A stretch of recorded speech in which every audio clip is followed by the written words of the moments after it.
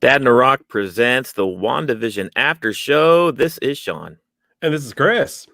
Hey, we're back here once again. We're doing our live show, of course, each and every Friday night at 10 p.m., recapping the WandaVision show on Disney+. Go ahead, and if you guys haven't subscribed on YouTube just yet, do us a favor and go ahead and subscribe. Don't miss a minute of the dad action, the dad on dad action. Wow, that sounds terrible. And if you can't get enough of us on this, check out the show notes below because it has our podcast there as well. So check that out if you're interested. There you go. So WandaVision episode 3. So last week was the series and season premiere. They kind of doubled up episodes 1 and 2, which I'm glad they did because they didn't give us much by way of the major plot and what's really going on. And this episode, we started in color. We ended in color, transferring to color last time, and now we're in the 70s. Yeah, Brady Bunch. Yeah. What did you think of that? Did you get that immediately when they were going aside and all of a sudden the 3 boxes? And I was hoping they'll do like the big box all the way around and give you the full visual, but I guess that may have been protected, so they couldn't do it. Yeah, everything was so 70s. I mean, Vision's hair and Wanda even had like Marsha Brady's hair, and the inside with the wood steps and like the rock, and it was very Brady Bunch house. It was fun to watch. I'm enjoying the snot out of this whole idea of them being in like all these sitcoms. I don't know why I find it enjoyable. It's just fun to watch. There's been no stress to the show yet, if that makes any sense. It's an enjoyable, relaxing watch. Right, until they start freaking out and the music gets all crazy and they're like, you're like, what's happening to my safe sitcom? Yeah, it's one of those, good morning, good afternoon, good evening, and good night. Right. Yeah, well, you'd mentioned that a lot of Truman Show vibes. Yeah, I mean, and we really get a lot of that at the end of the show here. I think it's one of those, all the meat of this show, of this episode, is at the end of it. So it lasts like 10 to 15 minutes. So I think it's predominantly where we're going to be talking about, but we got to kind of talk about, the rest of it. The bulk of the episode. Yeah. It's funny. You mentioned Truman Show and Vision's outfit in this episode with kind of the brown sports coat. And it's very much, that was a lot like what the Truman was wearing or Jim Carrey was wearing in that movie, most of the movie. I don't know if that was an ode or a nod or what. But yeah, you mentioned just the sitcom aspect. The way they recreate the feel of these sitcoms throughout the decades has been spot on, man. I don't know. Whoever has like produced this show must have been a fan themselves of all these sitcoms back in the day, because they are like, they're such good copies. Just the way they do the dialogue, the way they act, the reactions, how some things are just over the top. Well, the actors have bought into it 100%. Yeah. All the way down to that little scene where I forget her name, but she walked into the room and said, "Do these earrings make me look fat?" And then the lights go out and it's like, "Oh, thank God." And that's what every man is thinking. Oh, thank God. Yeah. There's no winning in that answer. Yeah, there's a distraction. So that's a good point. So there's a big power outage or something. Some weird electronics going off, and I think it all was circling around her Wanda's contractions. Every time she had one, something crazy happened. Right. Within the reality of the show, within the reality of the sitcom, that was the explanation of what was going on there. But I think there's something else going on, and we'll get into it, and I'll kind of give my theory, but it kind of revolves around the fence line. How God, what's his name? Oh, you put it here for me, Herb. How Herb and Agnes were having their little secretive conference over by the wall, and how he was like glitching out and using the weed trimmer into the brick. Yeah, the concrete wall. Yeah, you trimmed too far there. We'll talk a little more about that. But the show opens up. Wanda's pregnant. We found out that she, we saw that little baby bump at the end of the last episode, and they're getting the house ready for baby. They're nesting, basically. They're getting the nursery together. Well, he opens up with a doctor sitting on the, with him with the stethoscope on her stomach. He's like, "Oh, yep, you're pregnant." Vision's like, "How's this happen?" Yeah. And the doctor starts explaining it. Which was hilarious. Yeah, that was funny. Well, he's like, where should you be at like 12 hours? Yeah, so we get a confirmation that this is like it's happening fast. So it's kind of trippy because it's like it's almost like a dream, right? And we kind of mentioned that last time where there's no the way time is passing, it's in like fast forward, but they don't mention it. They don't have anything to say for the fact that they were in black and white and now they're in color, or that their house looks totally different, or they're wearing different wardrobe from different decades. They don't mention any of that throughout they just kind of buy into whatever reality they're currently in. And it's like, okay, well, she was pregnant in the 60s and now it's the 70s and she's still pregnant. But at the same time, that was only 12 hours ago. That was yesterday. Yeah. So, very trippy, dreamlike stuff here. What'd you think about? I know we're kind of fast forwarding to that clip. Well, speaking of fast forwarding and weird edits, so we had another instance of Wanda, and I'm pretty sure it was Wanda this time around, using her powers to basically redo a scene, right? Yeah, it was they started having a conversation about things being off, and Vision started questioning things. Yeah. And then she basically, I thought it was a goof on on Disney Plus. I did too. Yeah. The way it kind of laughs like that, but I watched it again and realized, oh, she just rewound it back to where that conversation started, and didn't lead them down that path. And then you were just talking about the pregnancy and Braxton Hicks, contractions and all this pregnancy talk. Then it's like, that sounds familiar. Yeah, it was strange. And as an audience member, because we were clued into what happened last time when she saw the beekeeper, we actually saw her rewind everything. And this time we didn't see that. We just started to see that she was noticing that he was starting to freak out. He was like, he mentioned the dinner with his boss and his wife. He mentioned, how Herb was cutting through the fence outside, or the cement fence. And he was just sitting, like he was starting to really sit down and wonder. Yeah. And so she rewound it once again, but instead of seeing the rewinding, we as an audience just see like a sharp jump cut. Yeah. I would have preferred the scene the rewind, honestly. The jump cut was confusing at first. Yeah, but I think they did that on purpose just to kind of throw you off. Well, they did a great job. They did, huh? that whole like her being pregnant thing was, there was one funny thing after another, from the butterflies in the bedroom, from the what's that thing Mobile? called? Yeah, Mobile. Yeah. To her water breaking and it's just raining in the house. Yeah. So okay, so let's get into it, because that's this part of the episode, and the last 5 minutes are kind of the rest of the craziness, right? Yeah. So throughout the episode, there's all these things going off. Their electronics, their furniture, there's a painting that's spinning, and I guess it has to do with her contractions in the episode. But we also see that scene later in the episode with Herb and Agnes wondering, if Geraldine was inside the house, just being real secretive. The way he was glitching. So I guess I'll give my overall, because it's kind of hard to talk about with the way this show is.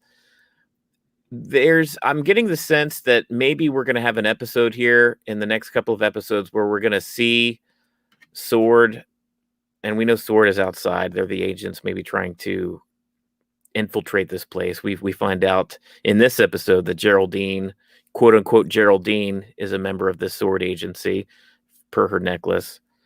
I think we're going to see an alternate take. It's going to show us back in time of what is actually going on. I think there's these clues, like the helicopter.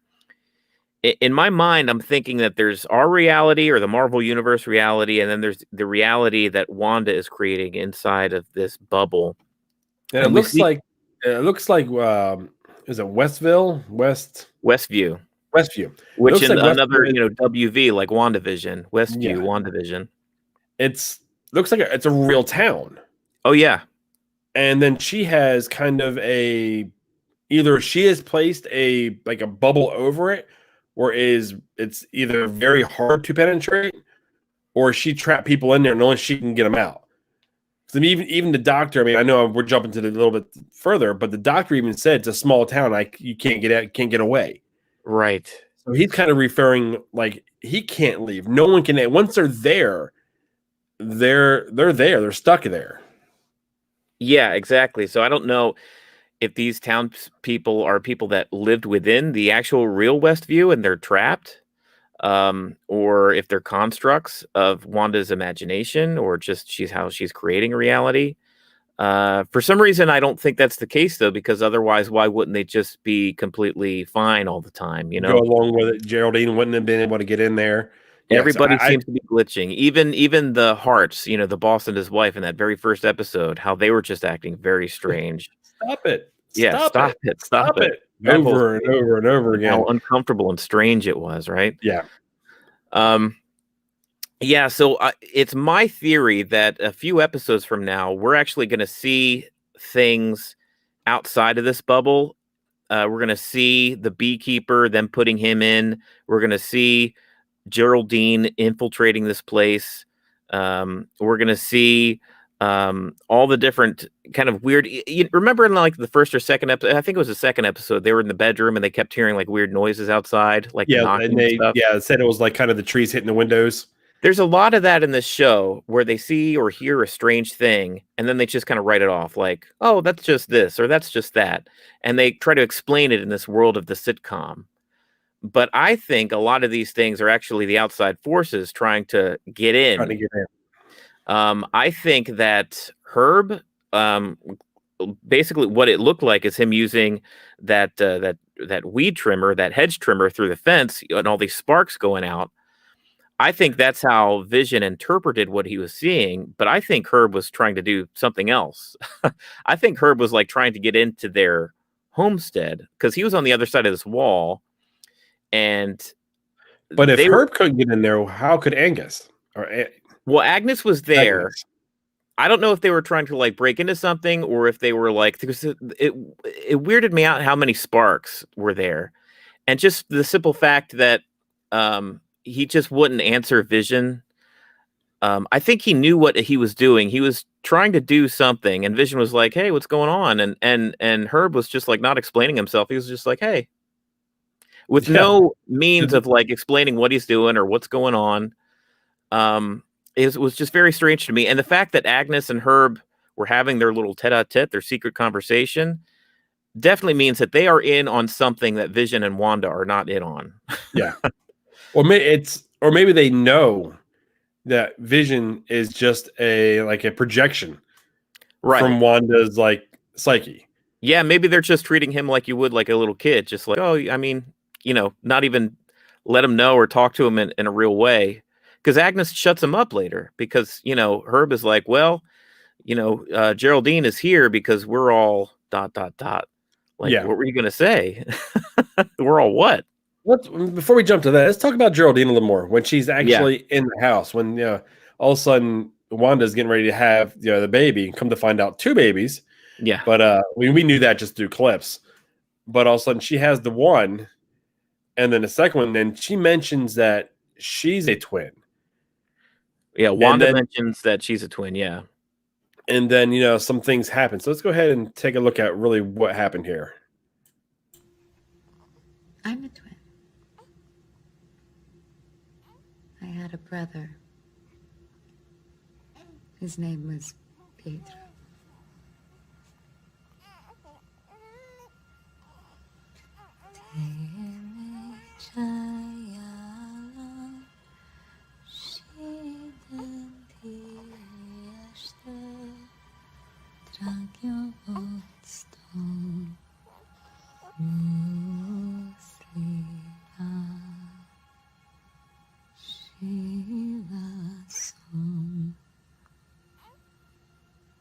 He was killed by Ultron, wasn't he?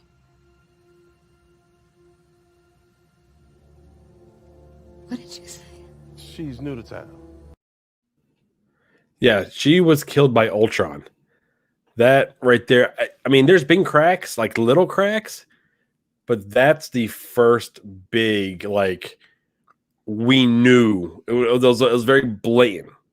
If you didn't catch that, you haven't been a part of the Marvel universe for the past decade. So Wanda had a twin brother named Petro, or it's like a Russian Petro or something crazy. He was Slovakian. yeah. What's in this? Whatever. You're gonna make me try to think of it. Never mind. It wasn't Slovakia. It was something else. God, what was her brother's name? He had a mutant name. So in the comic books, Wanda and her brother are Magneto's kids, basically. They're twins, and they're Russian, and they're kids of Magneto. And that could bring us down a whole other rabbit hole of things I've seen about Magneto.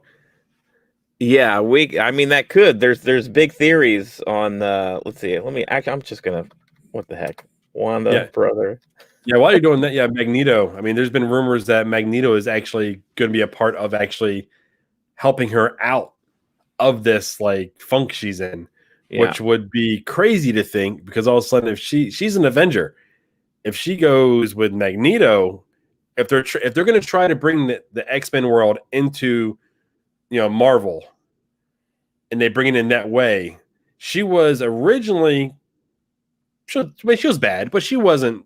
She was lied to, right? And then when she seen that, she became an Avenger.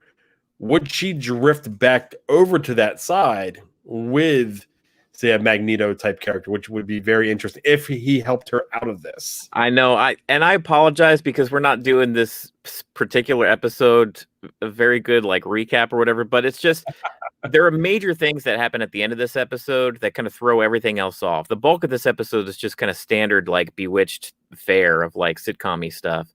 But we know that there's so much more going on here. There's so much backstory because we know who the heck Wanda and Vision are. Yeah. So, Wanda was introduced with her brother. Her brother's name was Quicksilver. That's the mutant's name. Okay. They were introduced in Avengers Age of Ultron.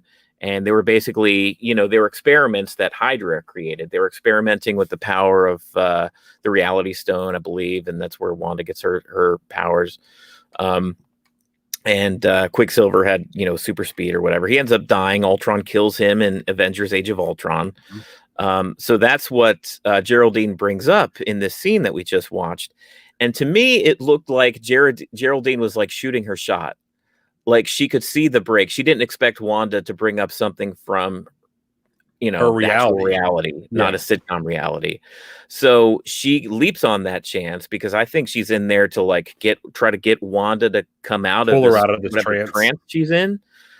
Because the same thing, we heard the other sword agent over the radio back in the black and white episode. Wanda, who's doing this to you? How can we help? Kind of thing. Yeah. And I think Geraldine was basically shooting her shot, trying to get her to remember and talk about things. So maybe she would snap out of the sitcom reality. But Wanda doesn't take it that way at all. She pulled badass. And I love the mad Wanda. Oh, yeah. That is, man, I want to see her fully, go again. That was probably when it was in Endgame was my favorite part of her, when she just went all badass on Thanos. And that's what I want to see again.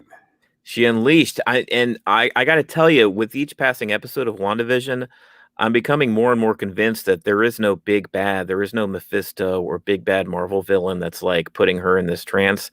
I'm becoming more and more convinced that Wanda is doing this herself, like to herself on purpose.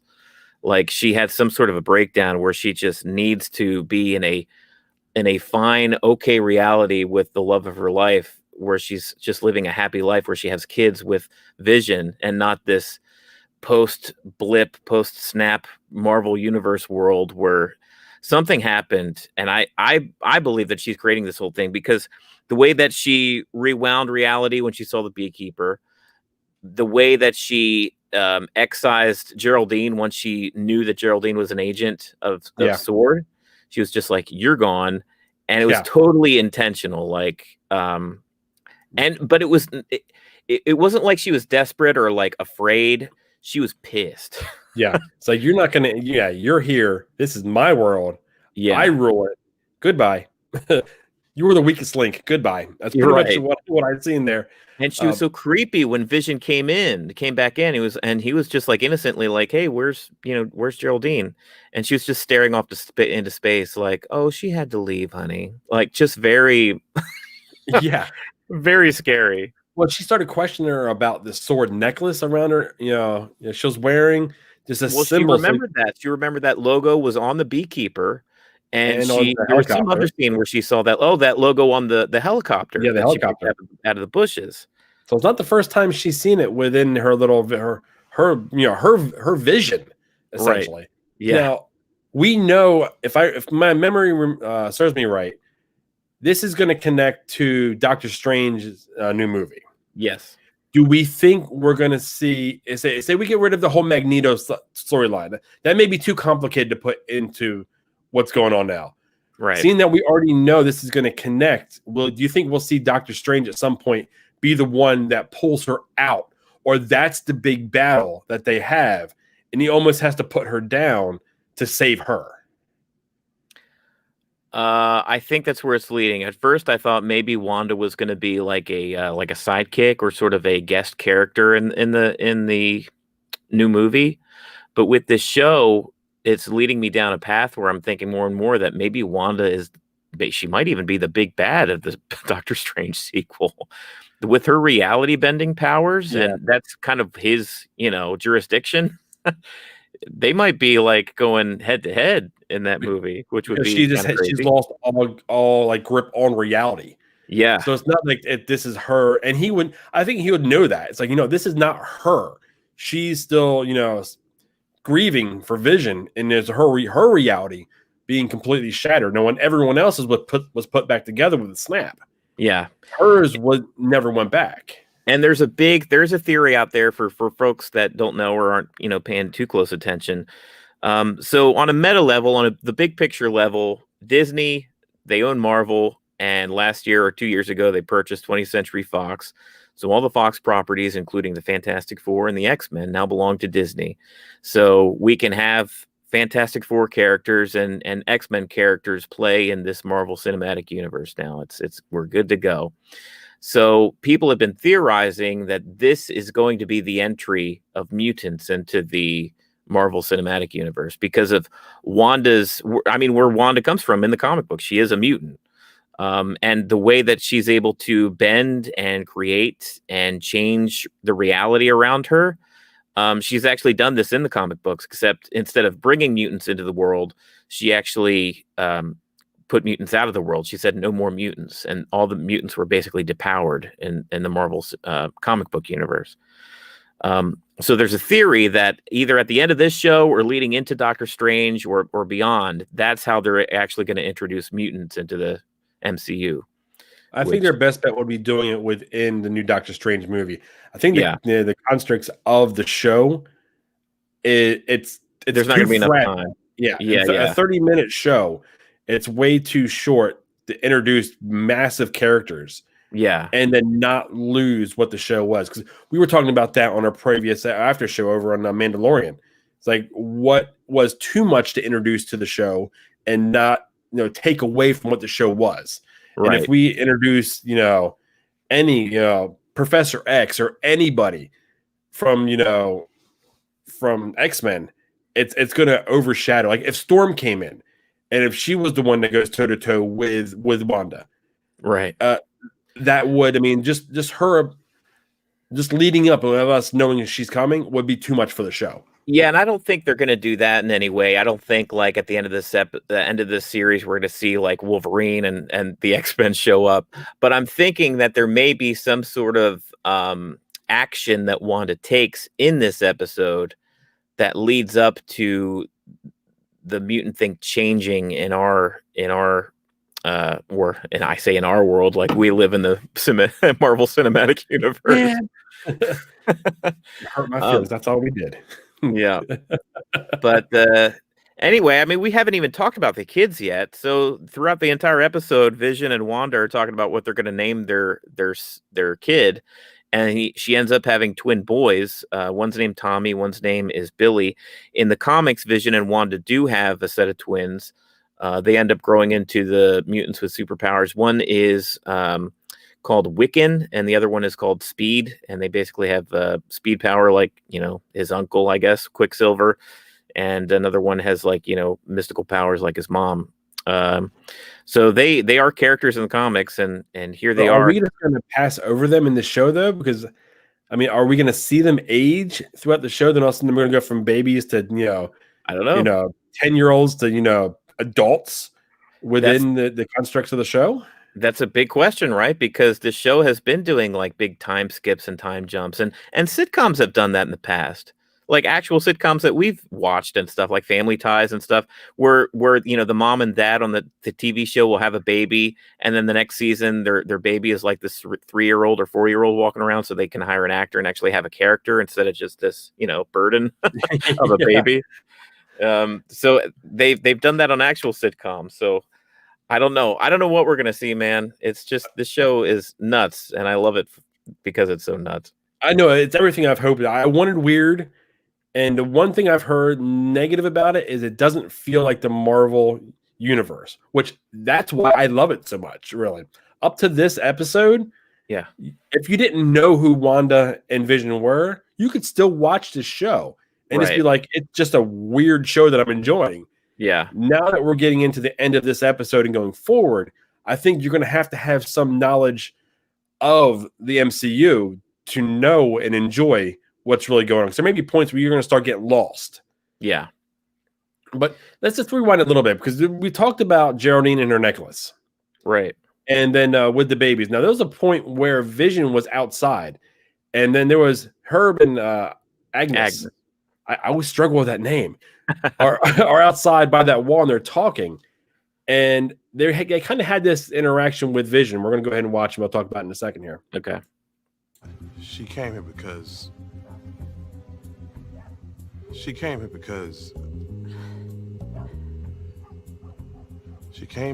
we're all... She came here because we're all what? What are you trying to tell me? Why did... Came here because we're all... Stop it! Who? Well, I better get going. That macrame is not going to hitch itself.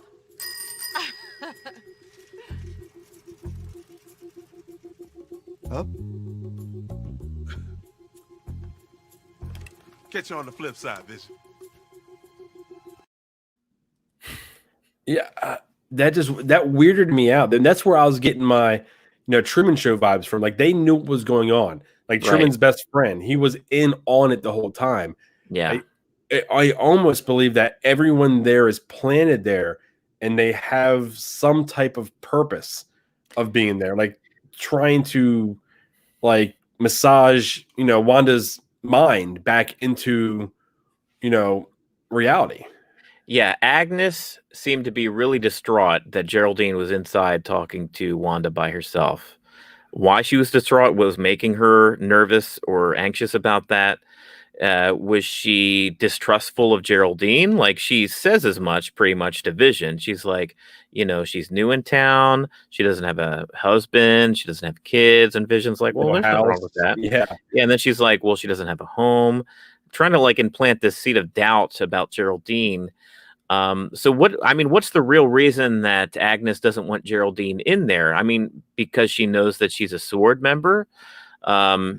So she knows that she's trying to infiltrate this town and pull Wanda out of it. And if that's the case, how come that she wasn't trying to attack Geraldine in the last couple episodes? Because Geraldine was there, you know what I mean? Yeah. So it's just something very weird going on. And Herb seemed to be, along for the ride because he was kind of there and agreeing. And how is Herb? How is Herb? It's so funny because when you say herbs and spices, I don't want to say herbs and spices. So I overcorrect when I say the name and I call it Herb. Anyway. But what's their relationship, Agnes and Herb? Are they... It's so strange, the relationships and the dynamics in this show. And I know that when we go through the entirety of the season and we find out the mystery, man, I can't wait to go back and watch the show from the very beginning and just look for all the clues that, I was, has us scratching our heads now. Yeah, exactly. Well, it's like I was saying, I was watching another show and I'm enjoying it more just because I'm looking for things outside of the main characters. Yeah. That's going to absolutely be this, because we didn't get that inside the Mandalorian. Mandalorian was straightforward. Right. We knew we were getting there. Sure. This here, we knew going into it, they didn't hide nothing. They're like, you know what, you don't be smoking anything while you're watching this because it's going to trip you out. It's a trippy mystery. Exactly. And half of it is this fun, goofy sitcom world, and the other half is this very mysterious, dark presence, this ominous feel that we get sucked in and out of throughout the episode. And it's so interesting to watch. Yeah, and at the very end of the episode, I mean, we see, Geraldine, just like in our thumbnail, gets plopped outside of this dome, and you see her come through it. So that's when you actually see that this is a real Still wearing town. her 70s clothes, by the way. Yeah. So what does that mean? Does that mean she was out in our real world and put on some 70s clothes because she knew inside the bubble they happened to be during the 70s sitcom time frame? Or did Wanda generate and create those 70s styles clothes that she was wearing, but even outside the bubble, it still exists? And what does that say about Wanda's powers? Is she literally able to create things out of thin air, even inside and outside of this reality bubble? Just these little things where it's just like, what is going on here? Yeah. Then you see all those, those trucks and everything roll up on her. And then they got their guns drawn on her. Did you notice that? The flashlights and guns are drawn on her. So I don't know if that sword, I don't know who that was. Why, if she was a member of SWORD and that's who came, to pick her up, why would they come armed thinking that she may attack them? Right. So that's a whole nother question that they're going to have to give us some type of insight on.